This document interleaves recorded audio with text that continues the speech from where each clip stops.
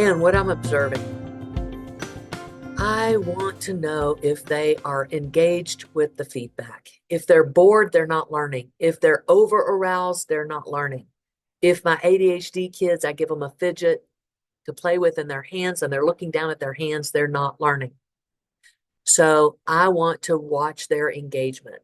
We've already talked about their level of drowsiness. And the other thing that you need to be doing as a clinician is watching the EEG tracings to recognize brainwave patterns, the morphology, which is the shape of the wave, because we can identify it by that, as well as, how many cycles in a second that it is firing. So I want you to understand and monitor the reward and inhibit thresholds.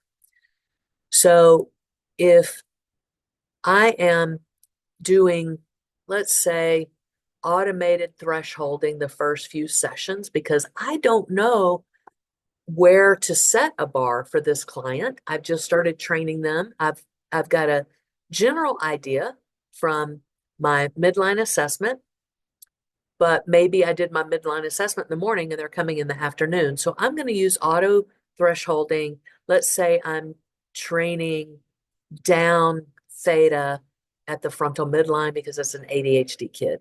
And his theta is averaging a 22.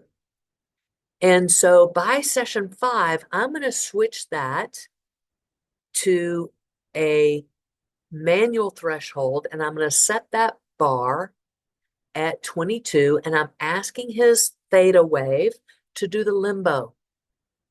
And I'm going to set my percent reward at 70 to 85%. And again, every system's different. So put yourself in the client's seat and make sure they're getting enough feedback to be enjoyable. So if I set that bar at 22 and I'm asking the brain to do the limbo in the theta, and it's able to do that at 70 to 85%, then I've set a hard goal for that brain. And when it achieves that, meaning 90% or better, it's under 22, I'm going to lower that threshold manually down to 21, and so on and so forth until I get it within range, which is probably around 15.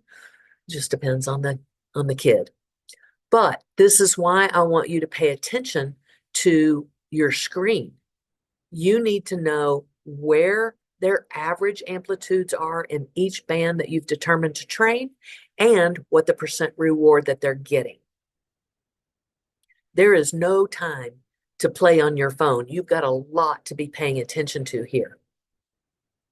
We're also watching for any of those artifacts that will occur. When people swallow, you're going to get EMG. You're always going to have some eye movement if you're training at FZ.